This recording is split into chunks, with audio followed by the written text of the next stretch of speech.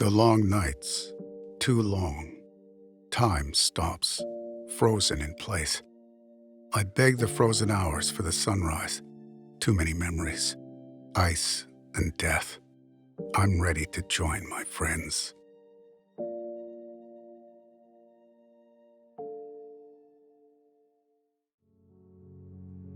The rise of global communism following World War II resulted in a Cold War beginning in 1947.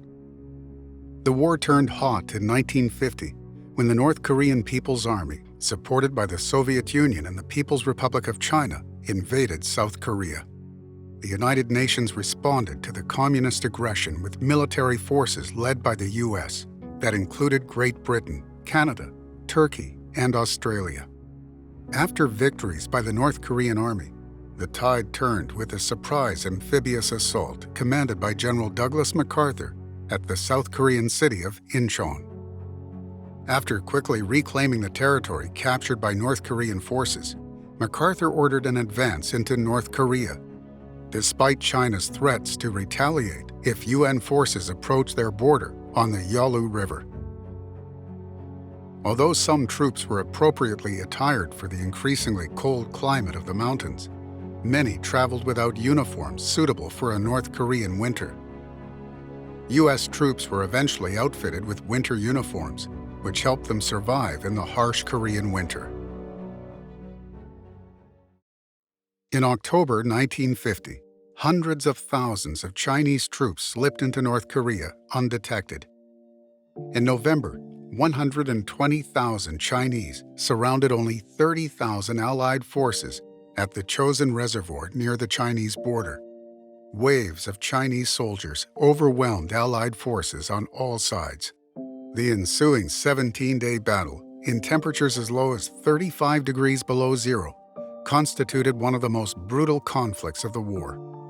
The cold weather resulted in frozen ground, frostbite casualties and amputations, icy roads, and weapon malfunctions.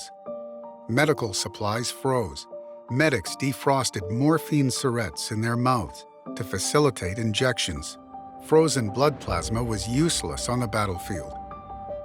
Cut off from reinforcements and with dwindling supplies and ammunition, the Marines and UN forces fought their way out of the Chosin Reservoir in one of history's most harrowing battles. The courage of these men in the face of almost suicidal odds served as a lasting tribute to their dogged determination and fighting skill. Over the course of 14 days, 17 Medals of Honor and 78 Service Cross medals were awarded.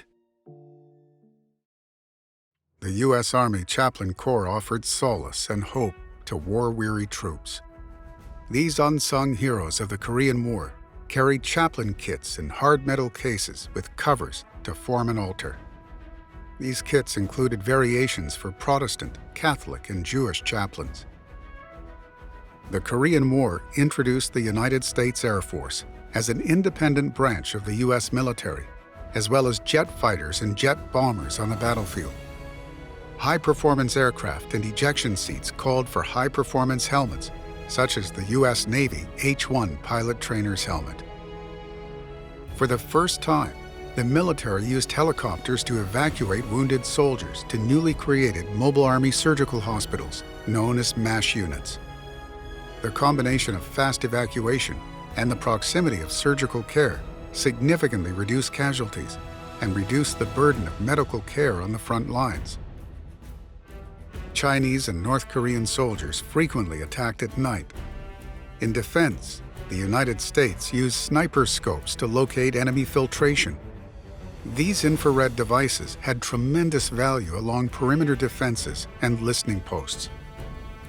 In July 1953, an armistice ended 3 years of fighting with millions of casualties and virtually no change in the border. The Korean Peninsula is still divided, with military personnel from both North and South Korea occupying the demilitarized zone. Stretching across the peninsula, the 2-mile-wide swath of land is bounded on both sides by several lines of barbed wire fence and one of the largest concentration of soldiers and artillery in the world.